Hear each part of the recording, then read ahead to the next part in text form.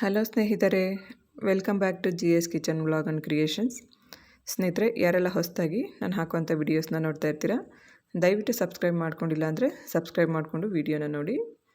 ಇವತ್ತಿನ ವಿಡಿಯೋದಲ್ಲಿ ನಾನು ಈಗೇನು ನೀವು ನೋಡ್ತಾ ಇದ್ದೀರಾ ಅಲ್ವಾ, ಈ ಥರ ಒಂದು ಸೆಟ್ ದೋಸೆನ ಅಕ್ಕಿನ ನೆನಾಕದೇನೆ ರುಬ್ಬದೇನೆ ಯಾವ ರೀತಿ ಮಾಡ್ಕೊಳ್ಳೋದು ಅಂತನ ಈ ವಿಡಿಯೋದಲ್ಲಿ ತಿಳಿಸ್ಕೊಡ್ತಾ ಇದ್ದೀನಿ.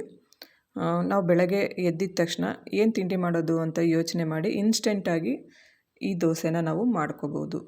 ಆ ಥರ ಒಂದು ದೋಸೆ ರೆಸಿಪಿನ ತಿಳಿಸ್ಕೊಡ್ತಾ ಇದ್ದೀನಿ.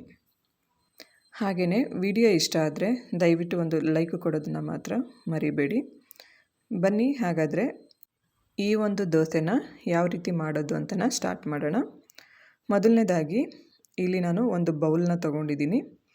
ಅದೇ ಬೌಲ್ಗೆ ಒಂದು ಅರ್ಧ ಕಪ್ ಆಗುವಷ್ಟು ಚಿರೋಟಿ ರವೆನ ತೊಗೊಂಡಿದ್ದೀನಿ. ಚಿರೋಟಿ ರವೆ ಇಲ್ಲ ಅಂತಂದರೆ ಮಾಮೂಲಿ ಉಪ್ಪಿಟ್ಟು ರವೆ ಕೂಡ ನಾವು ಬಳಸ್ಕೋಬೋದು. ಚಿರೋಟಿ ರವೆ ತೊಗೊಂಡಾದಮೇಲೆ ಇಲ್ಲಿ 1 ಕಪ್ ಆಗುವಷ್ಟು ಕಡಲೆಪುರಿನ ತೊಗೊಂಡಿದ್ದೀನಿ. ಇವನ್ ಕಡಲೆಪುರಿ ಇಲ್ಲ ಅಂತಂದ್ರೂ ನೀವು ಇದ್ರ ಬದಲಾಗಿ ಅವಲಕ್ಕಿ ಬರುತ್ತೆ ಅಲ್ವಾ, ಅದನ್ನು ಕೂಡ ಯೂಸ್ ಮಾಡ್ಕೋಬೋದು. ಈಗ ಇದೆರಡಕ್ಕೂ ಸೇರಿಸಿ ಸ್ವಲ್ಪ ನೀರನ್ನು ಹಾಕ್ಕೊಂಡು ನೆನೆಯೋದಕ್ಕೆ ಬಿಡ್ತೀನಿ.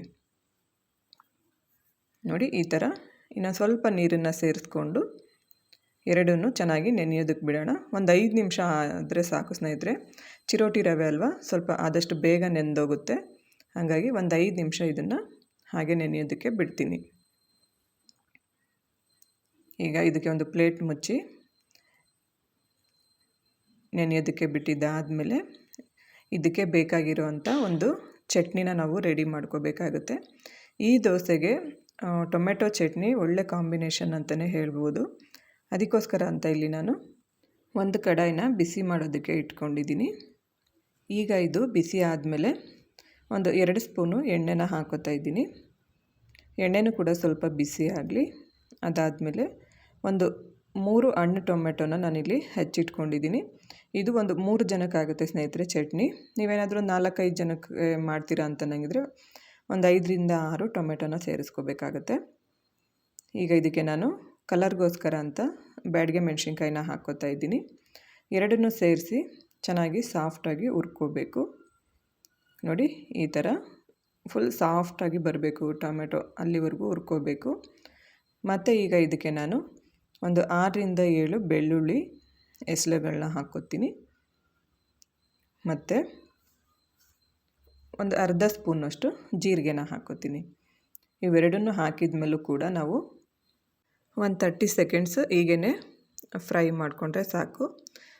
ಈ ಟೈಮಲ್ಲಿ ನೀವು ಬೇಕು ಅಂದರೆ ಸ್ವಲ್ಪ ಕೊತ್ತಂಬರಿ ಸೊಪ್ಪು ಕೂಡ ಇಲ್ಲೇ ಹಾಕ್ಕೋಬೋದು. ನಾನು ಡೈರೆಕ್ಟಾಗಿ ಹಾಕೋತಾ ಇದ್ದೀನಿ, ಸೊ ಹಾಗಾಗಿ ಇಲ್ಲ ಹಾಕ್ಕೊಂಡಿಲ್ಲ. ಕೆಲವ್ರಿಗೆ ಹಸಿ ಕೊತ್ತಂಬರಿ ಸೊಪ್ಪಿನ ಸ್ಮೆಲ್ ಇಷ್ಟ ಆಗಲ್ಲ ಅಂತ ಅನ್ನೋರು ಈ ಟೈಮಲ್ಲೇ ಸ್ವಲ್ಪ ಹಾಕ್ಕೊಂಡು ಬಾಡಿಸ್ಕೊಳ್ಳಿ. ಈಗ ಇದನ್ನು ತಣ್ಣಗಾಗೋದಕ್ಕೆ ಬಿಡಬೇಕು. ಅದು ತಣ್ಣಗಾಗೋ ಅಷ್ಟೊತ್ತಿಗೆ ನಾವು ಇಲ್ಲಿ ಒಂದು ಮಿಕ್ಸಿ ಜಾರ್ನ ತೊಗೊಂಡು ನೋಡಿ, 1 ಬಟ್ಲಾಗುವಷ್ಟು ಅಕ್ಕಿ ಹಿಟ್ಟನ್ನು ತಗೊಂಡಿದ್ದೀನಿ. ಅಕ್ಕಿನ ಮಿಲ್ಗೆ ಹಾಕಿಸಿ ಪುಡಿ ಮಾಡಿಸಿರ್ತೀವಲ್ವ, ಆ ಒಂದು ಅಕ್ಕಿ ಹಿಟ್ಟು. ಈಗ ಇದಕ್ಕೇ ನಾವು ನೆನೆಸಿಟ್ಕೊಂಡಿದ್ವಿ ಅಲ್ವಾ ರವೆ ಮತ್ತು ಕಡಲೆಪುರಿ, ನೋಡಿ ಈ ಥರ ಪೇಸ್ಟ್ ಥರ ಆಗಿರುತ್ತೆ. ಅದು ನೆನ್ಕೊಂಡು ಆ ಒಂದು ಮಿಶ್ರಣನೂ ಕೂಡ ಇದಕ್ಕೆ ಸೇರಿಸ್ಕೋಬೇಕು.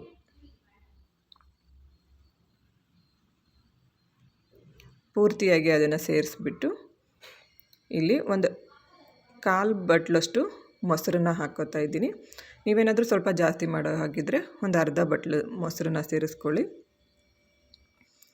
ಈಗ ಇದಕ್ಕೇ ನಾನು ಸ್ವಲ್ಪ ಕಲ್ಲುಪ್ಪನ್ನ ಹಾಕ್ಕೋತಾ ಇದ್ದೀನಿ.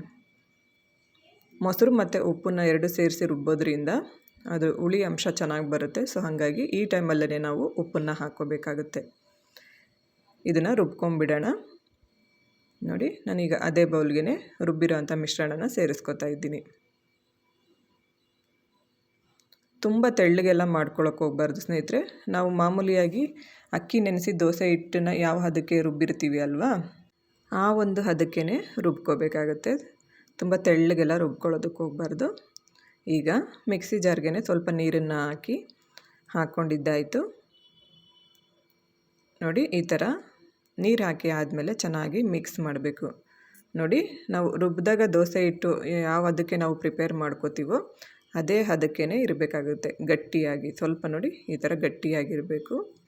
ಈ ಒಂದು ಹದಕ್ಕೆ ನಾವು ದೋಸೆ ಹಿಟ್ಟನ್ನು ಪ್ರಿಪೇರ್ ಮಾಡ್ಕೋಬೇಕು. ಈಗ ಇದಕ್ಕೆ ಸ್ವಲ್ಪ ಅಡುಗೆ ಸೋಡಾ ಬರುತ್ತೆ ಅಲ್ಲ, ಅದನ್ನು ಹಾಕ್ಕೋಬೇಕು. ನಾವು ಮಾಮೂಲಿಯಾಗಿ ಅಕ್ಕಿ ರುಬ್ದಾಗ್ಲೂ ಸೋಡಾ ಹಾಕಿ ಎತ್ತಿಟ್ಟಿರ್ತೀವಿ ಅಲ್ವ, ಅದೇ ಥರ ಇಲ್ಲೂ ಕೂಡ ಸ್ವಲ್ಪ ಸೋಡಾನ ಹಾಕ್ಕೊಂಡು ಇನ್ನೊಂದು ಸರಿ ಚೆನ್ನಾಗಿ ಮಿಕ್ಸ್ ಮಾಡ್ಕೋಬೇಕು. ನೋಡಿ ಈ ಥರ ಮಿಕ್ಸ್ ಮಾಡಿ ಆದಮೇಲೆ ಇದನ್ನು ಕೂಡ ಒಂದು 5 ನಿಮಿಷ ನೆನೆಸೋದಕ್ಕೆ ಬಿಡೋಣ. ಅದು ನೆನೆಯೋ ಅಷ್ಟೊತ್ತಿಗೆ ಇಲ್ಲಿ ನಾವು ಚಟ್ನಿನ ಪ್ರಿಪೇರ್ ಮಾಡ್ಕೊಳ್ಳೋಣ. ನೋಡಿ ಈಗ ಎಲ್ಲ ತಣ್ಣಗಾಗಿದ್ದಾಗಿದೆ ಅಲ್ವಾ. ಒಂದು ಮಿಕ್ಸಿ ಜಾರ್ನ ತೊಗೊಂಡು ನಾವು ಹುರಿದಿಟ್ಕೊಂಡಿರೋಂಥ ಟೊಮೆಟೊನ ಇದಕ್ಕೆ ಸೇರಿಸ್ಕೋಬೇಕು. ಸೇರಿಸಿ ಆದಮೇಲೆ ಸ್ನೇಹಿತರೆ, ಇದು ಬ್ಯಾಡಗೆ ಮೆಣಸಿನ್ಕಾಯಿ ಖಾರ ಇರಲ್ಲ ಅಲ್ವಾ, ಸೊ ಅದಕ್ಕೋಸ್ಕರ ಅಂತ ಇಲ್ಲಿ ನಾನು ಒಂದು ಅರ್ಧ ಸ್ಪೂನಷ್ಟು ಖಾರದ ಪುಡಿನ ಹಾಕ್ಕೋತಾ ಇದ್ದೀನಿ. ಹಾಗೆಯೇ ರುಚಿಗೆ ಎಷ್ಟು ಬೇಕೋ ಅಷ್ಟು ಉಪ್ಪನ್ನು ಸೇರಿಸ್ಕೋತೀನಿ.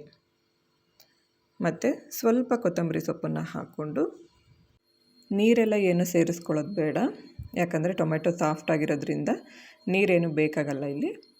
ಹಾಗೆಯೇ ರುಬ್ಕೋಬೇಕು. ನೋಡಿ ಈ ಒಂದು ಹದಕ್ಕೆ ಚಟ್ನಿನ ರುಬ್ಬಿ ರೆಡಿ ಮಾಡ್ಕೋಬೇಕು. ಈಗ ಇದಕ್ಕೆ ಒಂದು ಸ್ವಲ್ಪ ಒಗ್ಗರಣೆ ಮಾಡ್ಕೊಳ್ಳೋಣ. ಅದಕ್ಕೋಸ್ಕರ ಅಂತ ಇಲ್ಲಿ ನಾನು ಒಂದು ಚಿಕ್ಕ ಕಡಾಯಿನ ಇಟ್ಕೊಂಡು ಒಂದು 1 ಸ್ಪೂನ್ ಆಗೋಷ್ಟು ಎಣ್ಣೆನ ಹಾಕ್ಕೊಂಡು, 1 ಸ್ಪೂನ್ ಅಥವಾ ಒಂದು 2 ಸ್ಪೂನ್ ಆಗೋಷ್ಟು ಎಣ್ಣೆನ ಹಾಕ್ಕೊಳ್ಳಿ. ಸ್ವಲ್ಪ ಸಾಸಿವೆ, ಇಲ್ಲಿ ಬೇಕಂದರೆ ನೀವು ಸ್ವಲ್ಪ ಉದ್ದಿನಬೇಳೆ ಕೂಡ ಹಾಕ್ಕೋಬೋದು, ನಾನು ಹಾಕ್ಕೊಂಡಿಲ್ಲ. ನೋಡಿ ಒಂದು 3 ಎಸಳು ಬೆಳ್ಳುಳ್ಳಿ, ಒಂದು ಬ್ಯಾಡಗೆ ಮೆಣಸಿನ್ಕಾಯಿ ಮತ್ತು ಸ್ವಲ್ಪ ಕರಿಬೇವು, ಇದೆಲ್ಲ ಸ್ವಲ್ಪ ಕೆಂಪಗಾಗಲಿ. ಸಾಸಿವೆ ಸ್ವಲ್ಪ ಚಿಟಪಟ ಅಂತ ಸಿಡಿಯೋದಕ್ಕೆ ಶುರು ಆದಮೇಲೆ ನಾವೇನು ಚಟ್ನಿನ ರೆಡಿ ಮಾಡಿ ಇಟ್ಕೊಂಡಿರ್ತೀವಿ ಅಲ್ವಾ, ಅದಕ್ಕೆ ಈ ಒಗ್ಗರಣೆನ ಸೇರಿಸ್ಕೋಬೇಕು. ನೋಡಿ ಈ ಥರ ಒಗ್ಗರಣೆ ಮಾಡಿಕೊಂಡು ಆಮೇಲೆ ಅದನ್ನು ಮಿಕ್ಸ್ ಮಾಡಿಕೊಂಡ್ರೆ ಚಟ್ನಿ ಕೂಡ ರೆಡಿ ಆಗುತ್ತೆ. ಈಗ ಒಂದು ಹಂಚನ್ನು ಬಿಸಿ ಇಟ್ಕೊಂಡು ಅದಕ್ಕೆ ಸ್ವಲ್ಪ ಎಣ್ಣೆನ ಹಾಕ್ಕೋಬೇಕು. ಎಣ್ಣೆನ ಹಾಕ್ಕೊಂಡು ಚೆನ್ನಾಗಿ ಸ್ವಲ್ಪ ಹಂಚು ಬಿಸಿ ಆಗಬೇಕು ಸ್ನೇಹಿತರೆ. ಈಗ ನಾವು ದೋಸೆನ ಹಾಕ್ಕೊಳ್ಳೋಣ.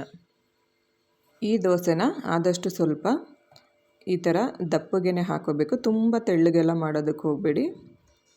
ನೋಡಿ ಈ ಥರ ದೋಸೆ ಹಾಕಿ ಆದಮೇಲೆ ಎಷ್ಟು ಚೆನ್ನಾಗಿ ಅದು ಹೋಲ್ಗಳು ಬರ್ತಾಯಿದೆ ನೋಡಿ, ನೀವೇ ಗಮನಿಸ್ತಾ ಇದ್ದೀರಾ. ತುಂಬ ಅಂದರೆ ತುಂಬಾ ಸಾಫ್ಟಾಗಿ ಬರುತ್ತೆ ಸ್ನೇಹಿತರೆ ಈ ದೋಸೆ. ನಾವು ಅಕ್ಕಿನ ನೆನೆಸಿ ಓವರ್ ನೈಟ್ ರುಬ್ಬಿ ಎತ್ತಿಟ್ಟಿರೋ ದೋಸೆನೂ ಇಷ್ಟು ಸಾಫ್ಟಾಗಿ ಬರುತ್ತೆ ಇಲ್ಲವೋ ಗೊತ್ತಿಲ್ಲ ಸ್ನೇಹಿತರೆ, ಅಷ್ಟು ಮೃದುವಾಗಿ ಈ ದೋಸೆ ಬರುತ್ತೆ. ನೋಡಿ ನಾವು ಆ ದೋಸೆ ತೆಗೆಯೋದ್ರಲ್ಲೇ ಗೊತ್ತಾಗುತ್ತೆ ಅದು ಎಷ್ಟು ಸಾಫ್ಟಾಗಿದೆ ಅಂತ. ಹೀಗೇ ನಾವು 2 ಕಡೆ ನೀಟಾಗಿ ಬೇಯಿಸ್ಬಿಟ್ಟು ದೋಸೆನ ಎತ್ಕೋಬೇಕು. ಈಗ ಮತ್ತೆ ಇನ್ನೊಂದು ದೋಸೆನ ಹಾಕಿ ತೋರಿಸ್ತೀನಿ ನೋಡಿ. ಒಂದು ಸರಿ ನಾವು ಎಣ್ಣೆನ ಹಾಕ್ಕೊಂಡ್ರೆ ಸಾಕು, ಹಂಚಿಗೆ ಪದೇ ಪದೇ ಎಣ್ಣೆ ಹಾಕಿ ಒಯ್ಯಬೇಕು ಅಂತ ಏನೂ ಇರೋದಿಲ್ಲ, ಹಾಗೆಯೇ ಮಾಡ್ಕೋಬೋದು. ಆದಷ್ಟು ನಾವು ಸೆಟ್ ದೋಸೆ ಅದಕ್ಕೇ ದೋಸೆನ ಹಾಕೋಬೇಕು, ತುಂಬ ತೆಳ್ಳಗೆಲ್ಲ ಮಾಡೋದಕ್ಕೆ ಹೋಗಬಾರ್ದು. ನೋಡಿ ಈಗ ಎಷ್ಟು ಮೃದುವಾಗಿ ದೋಸೆ ರೆಡಿಯಾಗಿದೆ. ಚಟ್ನಿ ಜೊತೆ ದೋಸೆನ ಸರ್ವ್ ಮಾಡಿಕೊಂಡ್ರೆ ಅಲ್ಲಿಗೆ ಕಂಪ್ಲೀಟ್ ಆಗುತ್ತೆ ಸ್ನೇಹಿತರೆ. ಈಗ ಇಲ್ಲಿಗೆ ಈ ವಿಡಿಯೋನ ಮುಗಿಸ್ತಾ ಇದ್ದೀನಿ. ವಿಡಿಯೋ ಇಷ್ಟ ಆದರೆ ಲೈಕ್ ಮಾಡಿ, ಶೇರ್ ಮಾಡಿ, ಕಮೆಂಟ್ ಮಾಡಿ, ಹಾಗೆ ನಮ್ಮ ಚಾನಲ್ನ ಸಬ್ಸ್ಕ್ರೈಬ್ ಮಾಡ್ಕೊಳ್ಳಿ. ನಮಗೆ ಹೀಗೆ ಸಪೋರ್ಟ್ ಮಾಡ್ತಾಯಿರಿ ಅಂತ ನಾನು ಕೇಳ್ಕೊತೀನಿ. ಸರ್ವೇ ಜನ ಸುಖಿನೋ ಭವಂತು. Thanks for watching.